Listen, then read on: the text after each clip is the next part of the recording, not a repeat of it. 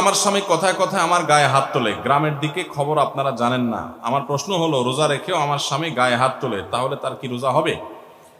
যদি স্ত্রীর প্রতি জুলুম করে, নির্যাতন করে, শারীরিকভাবে তাকে লাঞ্ছিত করে, তুচ্ছ করে, তাহলে সন্দেহাতীতভাবে সেই স্বামী অপরাধী, সেই স্বামী গুনাহগার।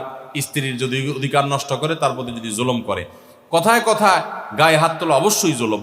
এই জুলুম যদি কোনো পুরুষ করে, কোনো স্বামী করে, তিনি রোজা রেখে জুলুম করছেন, তার মানে তিনি গাছের গোড়া কেটে আগায় পানি দিচ্ছেন, তিনি ওষুধও খাচ্ছেন, বিষও খাচ্ছেন।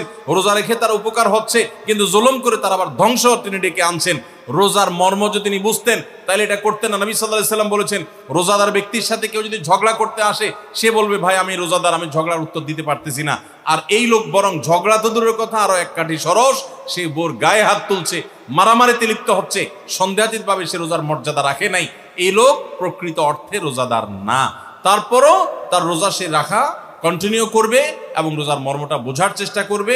আল্লাহর কাছে তার হেদায়েতের জন্য আপনি দোয়া করবেন এবং সবর করবেন, অন্যদেরকে দিয়ে তাকে বোঝাবেন।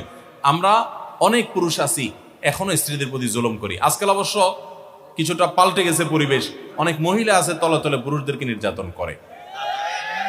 এই ঠিক ঠিক আওয়াজটা সবসময় এই জায়গায় জোরে শুনি, সব জায়গায় আমি।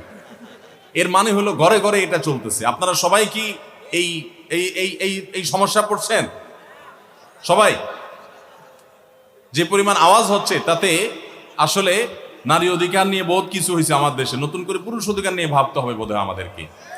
অনেক মহিলা আছেন যারা পর্দা করেন, নামাজ পড়েন, আসলেও ভালো মানুষ অনেক দিক থেকে, কিন্তু স্বামীর সাথে চরম বেয়াদবি করেন। মুখে মুখে তর্ক ছাড়া কোনো কথা নাই, বেয়াদবি ছাড়া কোনো কথা নাই।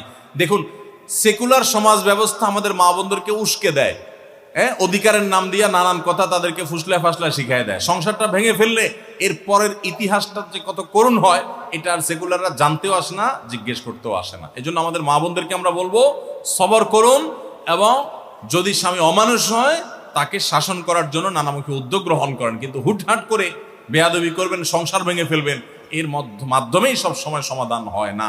এই জন্য সবর করতে শিখুন।